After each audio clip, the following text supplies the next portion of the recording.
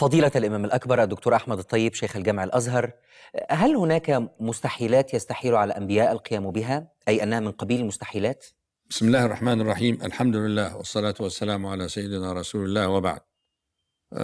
حضرتك تعتقد يعني هل هناك معجزات مستحيلة لا تحدث أو لا يمكن للأنبياء أن يقوموا بها؟ لا يقدرون عليها؟ لا يقدرون عليها. المعجزة ليست مما يقع تحت قدرة النبي، هي ليست من قدرة النبي، وإنما أمر يخلقه الله على يد النبي، فهي تعبر عن قدرة الله عز وجل، عن قدرة الله عز وجل. إنما يعني وده يجب أن يعني هذا سؤال مهم جدا. يجب أن نعلم أن النبي ليس هو الذي يخلق المعجزة أو يقدر على المعجزة، وإنما الله سبحانه وتعالى هو القادر على هذا الشيء. هذا الشيء لا يستطيع أن يقدر عليه إلا الله سبحانه وتعالى. فهذا من ناحية. من ناحية ثانية يجب أن نفرق بين أمرين في المستحيل. هو طبعا كلام دقيق، لكن سأبسطه قدر الإمكان. الأمور المستحيلة التي لا تحدث قسمين. قسم العقل لا يسمح بها أبدا، العقل يعني على مستوى العقل أسميه المستحيل العقلي، وهذا الذي لا يمكن أن يقع لا على يد نبي لو أراده نبي، لا، والله سبحانه وتعالى قدرته لا تتعلق به. هذا قسم واضح ومحسوب اسمه المستحيل العقلي، وحنمثل له بعدين. وفي قسم ثاني اسمه المستحيل العادي، يعني على مستوى عادة الناس كل يوم وكل سنة وكل مليون سنة في أمور ثبتت ويستحيل تغيرها في منطق العادة. في منطق العادة تستبعد عادة، ينفر منها الناس حينما مثلا أو يعني يقفون أمامها وتهز تفكيرهم وتهز يعني تصورهم للأشياء، لكنها هي تحدث يعني. ولذلك العادة تتوقف، تخرق العادة. معنى خرق العادة يعني العادة ماشية مثلا بأن الشمس بتطلع كل صبح الساعة كذا مثلا، ففجأة نلاقي الشمس مثلا طلعت الساعة 8. ده هذا أمر خارق للعادة، لكن هل على مستوى العقل ولا على مستوى العادة؟ على مستوى العادة. إيه الفرق بينهم؟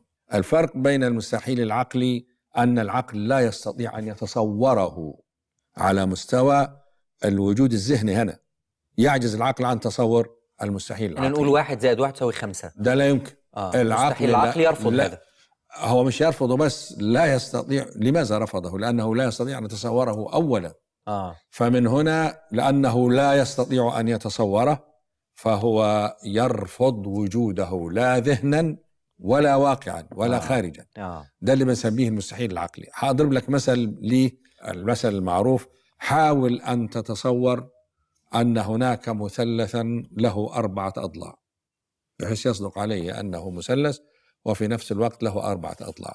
العقل يعني لا يمكن أن يتصور هذا، لأن هذه بديهية من البديهيات المفضول عليه، وبالتالي يستحيل أن يوجد في الواقع أو على أرض الواقع مثلث له 4 أضلاع. طبعا مستحيل. حاول أن تتصور أن الكتاب الذي أمامي هو أكبر من هذا المبنى، يعني الجزء يكون أكبر من الكل. دي قضية. طب العقل هل يستطيع أن يتصور هذا؟ مستحيل. مستحيل أن يتصور هذا. هذا النوع من المستحيلات العقلية لا يمكن للأنبياء أن يأتوا به. لو جاء واحد وقال له أنا يعني معجزتي أن أنا أعمل قضية من هذا النوع، يعني الواحد يكون موجود في مكانين في آن واحد قبل ما لا يستطيع طبعا أن يفعل، لكن هذا على معنى أنه كذاب. لكن إحياء الموتى من المستحيلات العادية أم العقلية؟ هنيجي بقى للمستحيل العادي. المستحيل العادي إيه؟ المستحيل العادي ذهنا وعقلا يتصور، لكن ما بيحصلش في الواقع ولا في العادة. مثلا أنا دلوقتي لا أقول لك والله أنا رحت المريخ واشتريت فيلا وساكن في المريخ. على مستوى العادة هتقول لي يعني لا مؤاخذة أنت رجل يعني المفروض يعالجوك، لكن على مستوى التصور الذهني ده ممكن ولا مش ممكن؟ يعني حينما ممكن العقل يتصور أنك أنت فعلا ساكن في المريخ. لو قلت لك والله أن يعني شخصا مات ثم حي، الذهن يتصور ولا يجد إحراج شديد ومغلق ولا يستطيع التصور مثل المثلث أبو 4 أضلاع.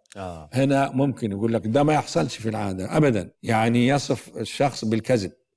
لكن على مستوى التصور العقلي لا يجد أي حرج في أن أنا الوقت أتصور فعلا واحد دفنوه وقبل الناس ما تمشي طلع. يعني أمكن التصور ولا ما أمكنش التصور؟ أمكن التصور. فإذا المستحيل العادي هو ما يمكن تصوره عقلا لكنه لا يقع عادة. المعجزات من أي قبيل؟ هل من قبيل المستحيل العقلي اللي هو لا يقع ذهنا ولا واقعا، أو من قبيل المستحيل العادي الذي يرتبط بخرق عادات الناس؟ يقبله العقل وإن كانت العادة ترفضه. ومن هنا حينما يعني يأتي النبي بمعجزة ويكسر العادة الناس تؤمن بأن ده رجل صادق. وعادي هنا يعنى بها انه مش انه خارق انه هو خارق للعادة. من الممكن ان يؤتى بمثله او بشبيه له، ولكنه خارق للعادة. لا هو خارق للعادة، مختلف عن عادات الناس. طبعا ده يعني بيوقف القانون العادة. يعني كل القوانين احنا شغالين بها في الطبيعة، المعجزة بتصدم هذا القانون، توقفه. مثلا سيدنا إبراهيم حين ألقي في النار لم يحترق. لو واحد يجي لك يقول لك والله ممكن واحد يوضع في النار ولا يحترق، تعرضه على عقلك ويقول لك ايه المشكلة؟ قد يحدث هذا. يعني ايه المشكلة في التصور؟ لكن برا يقول لك لا ما حصلش. ولذلك اللي يقول كده كذاب واللي يقول كده مجنون. لما يجي واحد ويعمل كده بقى خلاص يعني ألجم العقل وألجم الإنسان ويؤمن بأن هذا لابد أن يكون صادقا، لأن فعلا عمل شيء لا يمكن حد آخر يعمله. فالمعجزات من قبيل المستحيل العادي الذي يمكن أن تتدخل القدرة الإلهية وتفعله.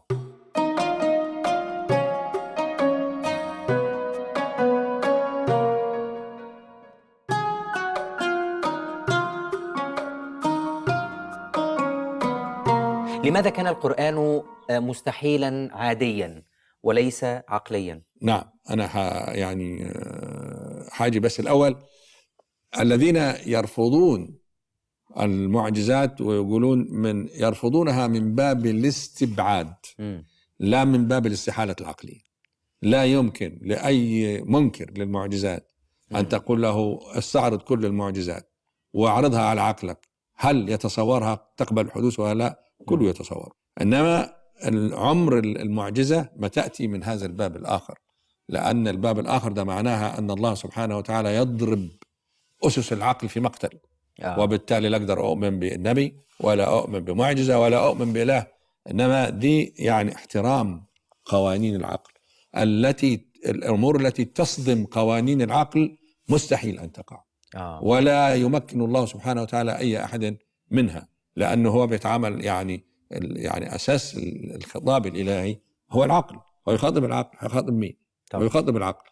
فإذا العقل ده لابد أن يكون ميزان محرر، يستحيل أن يجي عليه وقت ونقول له خلاص أنت يعني برا اللعبة وسيبني بقى للأوام. مش ممكن. فإذا هذه البديهيات العقلية والتي لا يتصورها العقل إلا كذلك، دي منطقة بعيدة عن مسألة معجزات الأنبياء أو حتى على كرامات الأولياء. طيب، بما أن القرآن كان يعني المعجزة هي مستحيل والقرآن معجزة، لماذا كان القرآن معجزة أو مستحيلا عاديا؟ لا، ما احنا قلناش المعجزة. أنت حضرتك قلت المعجزة مستحيل وسكت. هذا بالنسبة يجب أن نصنفها. هذا بالنسبة لي يعني صعب جدا أن أقبله. تقول لي المعجزة مستحيل عادي. إنما لو سبتني كده يبقى الناس زي اللي بينكروها يفهموا أنه مستحيل عقلي ويقول لك ده كلام دوروا على مستحيل وقوعها. طيب، لماذا كان القرآن مستحيلا عاديا؟ مستحيلا عاديا للآتي. أولا طبعا باختصار شديد أن المعجزات الأنبياء السابقين كانت حسية بسبب أنهم مرسلون إلى يعني جيل معين، مكان معين يعني تخدمني فيه المعجزة الحسية اللي تشوفها العين وإلى آخره. لكن بما أن رسالة الإسلام رسالة مفتوحة ورسالة إلى الأبد، يعني والتعبير فيها يا أيها الناس أرسلناك للعالمين رحمة للعالمين، فإذا فيها هذا البعد، وهي أنها رسالة باقية ومستمرة إلى يوم القيامة. أنا عايز معجزة برضه. المعجزات الحسية قلنا ينتهي أثرها بانتهاء الجيل الذي ظهرت فيه هذه المعجزة. أنا عندي دلوقتي يعني أكثر من 10 أو 12 جيل بيني وبين النبي صلى الله عليه وسلم، لا أرى المعجزات الحسية. فأنا محتاج، أو يعني حجة الله علي عشان أصدق هذا النبي لابد أن تكون معي معجزة مستمرة. معجزة مستمرة. قلنا إن المعجزات الحسية غير قابلة للاستمرار، لأنها بطبيعتها محدودة بزمان ومحدودة بمكان. فإذا أنا أحتاج إلى معجزة من نوع آخر قابلة للاستمرار فوق الزمان وفوق المكان، هي المعجزة العقلية. معجزة العقلية اللي هي في القرآن، يعني تتعامل مع عقل الإنسان، ولا تتعامل مع بصره ولا مع أذنه، تتعامل مع عقل الإنسان. من هنا جاء نص إلهي نزل على قوم بضاعتهم كما قلنا قبل ذلك البلاغة، ثم جاء النبي والنبي محمد صلى الله عليه وسلم وقال لهم أنني رسول، وحجتي وبرهاني أنني سأقول كلاما لا تستطيعون أنتم أيها الشعراء الفصحاء البلغاء الأدباء أن تأتوا لا بمثله. مرة تعداهم بمثله، وبعدين قال لهم طيب بلاش 10 سور، قال لهم بلاش سورة واحدة، قال لهم بلاش لو اجتمعتم أنتم ومن تدعون من دون الله لن تستطيعوا.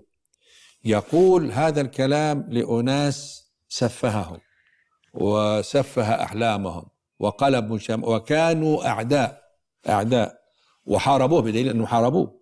طيب أهون عليهم لو أنهم كانوا يستطيعون معارضة القرآن، أهون عليهم كانوا يأتون بكلام مماثل ويوفروا على أنفسهم الدم والموت، ولا معنى أنهم ما استطاعوا حتى أنهم ذهبوا إلى الحرب أنهم فشلوا في أنهم يستطيعون أن يعارضوا النبي صلى الله عليه وسلم بكلام مثل القرآن.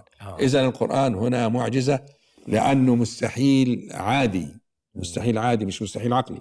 لأن مثلا أنا ممكن أن أتصور أن البلغاء أو الفصحاء يعني يدبجون كلاما ويكون في نفس المستوى. العقل يرفض هذا؟ لا يرفض. لكن لما ظهر هذا وتحدى النبي صلى الله عليه وسلم وعارضهم، وشوف التحدي مش تحدي واحد، يعني مثله 10 سور مثل مفتريات، أتوا بسالة سورة ولن تستطيعوا في الآخر. وبعدين ده وحيد، وبيواجه أمة كاملة من الفصحاء ومن البلغاء، وهم يعني طبعا بلغ بهم الغيظ والعداء والكيد مبلغ شديد جدا. فكيف أنا فعلا كيف يعني يتحداهم بهذه الصورة، إلا إذا كان يعني أمام عينيه وواثقا وثوق اليقين أن هذا كلام الله، وأن هؤلاء بشر، أنهم لا يمكن لهم أن يتطاولوا إلى محاكاة أو مماثلة هذا الكلام.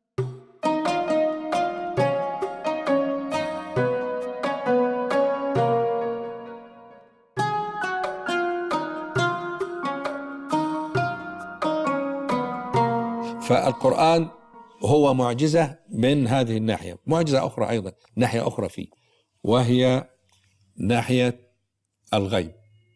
أخبرهم بغيوب قديمة. يعني مثلا لما يجي هذا النبي الكريم صلى الله عليه وسلم ويتكلم عن موسى، يتكلم عن مريم، ويتكلم عن عاد، ويتكلم عن صالح، ويتكلم عن ثمود، ويتكلم عن الأحقاف، وهذا رجل معروف بينهم أنه لا تعلم ولا يقرأ ولا يكتب ولا كان يختلف وما كانش في أساتذة أصلا. مكة ده مجتمع وثني كما قلت من قبل. كان العرب يعني النابه فيهم ممكن أن يصنع له إلها من تمر ويأكله إذا جاع، وممكن يصنع له حجرا يتعبد له. فهذا المجتمع فجأة يظهر فيه واحد وبعدين يناظر أهل الكتاب، يعني يقول إن كنت نبيا فقل لنا كذا وكذا. هذا وجه من وجوه الإعجاز في القرآن الإعجاز أيضا، اللي هو الغيوب. آه. يعني لما يحدثهم عن هذا وفجأة وهم يعني مولودين معه وعارفين، طبعا هذا نوع من إنه يخبر بالغيب طبعا. نعم.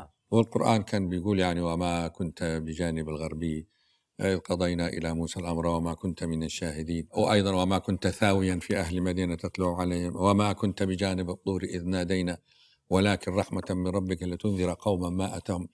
وبعدين يعني النبي يذكرهم أن أنا كنت معكم وتعرفون، فأن أنا ليس عندي هذا العلم. فالإخبار القرآن وبغيوب كمان قادمة. يعني مثلا مسألة الروم دي في عجيبة جدا فعلا. يعني لما كان حصل حرب في عهد النبي صلى الله عليه وسلم بين الفرس وبين الروم على أطراف الجزيرة والفرس غلبت الروم كانوا مسيحيين والفرس كانوا وثنيين. فطبعا المسلمين يعني يشعرون بشيء من القرب والمودة بينهم وبين الروم، لأن كانوا متدينين، كانوا مسيحيين. فالوثنيين في مكة كانوا بيعيروا المسلمين بهزيمة المسيحيين، لا دول إخوانكم وبتوع أديان زيكم ومش عارف يعني انهزمتم. يعني شق على المسلمين. الله سبحانه وتعالى أنزل على النبي صلى الله عليه وسلم قرآنا وتلاه على الناس. غلبت الروم في أدنى الأرض ثم يقول وهم من بعد غلبهم سيغلبون في بضع سنين.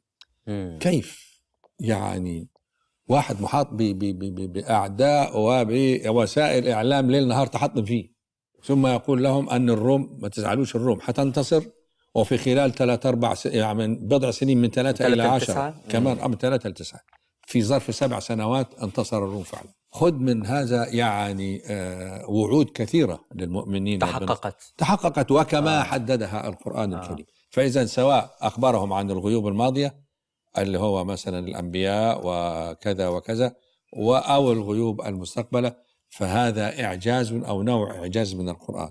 الإعجاز الأول الكلمة، الفصاحة والبلاغة العالية جدا اللي هم عجز عنها الفصحاء والبلغاء. والإخبار بالغيب. ثالثا ما اشتمل عليه هذا الكتاب من تشريعات تظل محل إعجاب حتى اليوم. هذه معجزة طبعا، لأنه ظهر في مجتمع موبوء ومجتمع كله أمراض أخلاقية وكله يعني هذا كما قلت قبل ذلك، يعني المجتمع ده أو ابن هذا المجتمع القبلي يصنع دولة لها نظام ولها مواطنة ولا كذا، وسرت وطبقت في ذلك الوقت وما زالت سارية وتطبق حتى قابلة للتطبيق على الأقل. حتى الآن يعني الناس بتقول لك احنا يا ريت نرجع لتشريعات الإسلام لأن فيها من العدل ما فيها، فما بالك وقد ظهرت في قوانين صحراوية تؤمن بالقتل والإبادة والربا الزنا كل هذه الأمور. يعني هذا الكتاب جاء بالتشريعات الاجتماعية الراقية العالية من مجتمع فيه هذه كل الخبائث اللي احنا فقابلية التشريعات القرآنية للتطبيق في كل العصور هي معجزة، وتطبيقها في هذه المجتمعات في ذلك الوقت لم يمر 20 ولا 23 سنة حتى كانت الدنيا كلها تطبق القرآن في ذلك الوقت. تطبق التشريعات وطبعا ثم صنع حكاما يضرب بهم المثل في من منا لا يتمنى أن يعود يحكم العالم واحد زي سيدنا عمر مثلا. كنا حنلاقي الحروب والكيمائي وال7 تريليون تنفق في الدماء، كان لا يمكن سيحدث هذا. فلا يمكن لنص بشري أن يصنع أمة وتستمر مئات السنين طبعا. نعم. كما حدث مع أضف إلى ذلك الإعجاز اللي أنا يعني وده ربما كان لا يظهر قديما. القرآن مضى عليه 14 قرنا ونص مثلا، ولغته كما هي، يفهمه الطفل ويفهمه الفيلسوف، ومكانته كما هي. أنا ما فيش لغة موجودة لها 14 قرن حتى الآن. لا إنجليزي ولا فرنساوي ولا ألماني، تتغير يعني لها مشتقات ولا هات الإنجليزي وادي له الإنجليزي بتاع 400 سنة ما يفهموش. هات الفرنساوي، هات الروسي، هات أي حد، لا يمكن. لكن حتى البساطة اللغوية. هات القرآن الآن، احنا كجيلنا اللي حفظ وإحنا أطفال حفظنا القرآن في سن العاشرة وفهمنا منه الكثير. يعني بساطة اللغة القرآنية من صور الإعجاز. أنا مش عايز أقول بساطة، إعجاز اللغة. سلاسة. أصل بساطة لأن أصل في لغات كثيرة بسيطة بالقياس إلى لغات أخرى. أو في لغة معقدة أو أعمق من لغة أخرى على مستوى يعني مثلا البعد الأدبي، البعد الفني. لكن أنا أتحدث عن لغة صمدت وستصمد على وجه الزمان، وده الإشكال اللي هو الآن يمثل شوكة في حلوق يعني الذين يريدون أن يهدموا الإسلام. وخطط للهدم اللغة العربية ولا يزال يخطط لها حتى الآن. وأنا فعلا لاحظت من يعني فترة صغيرة كنت في عزا فمررت، يعني السيارة مرت وسط البلد، أصبحت الأسماء المحلات بالأجنبي، وإذا كان حتى بالعربي يكتبوها بحروف إنجليزية. حقيقة ده نوع من الانهزامية، ده انهزام. إن هذه اللغة ما فيش لغة زيها قوية صمدت 14 قرن. ليه؟ لأنها لغة القرآن. والله سبحانه وتعالى يعني توعد أو وعد بأن يحفظ هذا القرآن. لا تتوقع فضيلة الإمام أن تندثر اللغة العربية؟ مستحيل. إنما بوجود القرآن. أتوقع أنها تضعف بضعف أهلها والمتحدثين بها. ثم تقوى بقوة أهلها. ده في يوم من الأيام كانت اللغة العربية اللغة العالمية، وهي اللغة اللي كتب بها الأدب في الأندلس، وكتب بها الأدب في الهند، وكتب في تركيا، كتب بها في إيران وفي قلب فارس. يعني اليوم تعاني. لكن هذا إعجاز أن يظل هذا الضعيف الذي يضرب من كل الوجوه صامد، يتحدى الزمن، يتحدى الحضارات. هذه معجزة أخرى للقرآن الكريم. طب إلى جانب القرآن معجزة النبي عليه الصلاة والسلام، هل كانت له أيضا معجزات حسية؟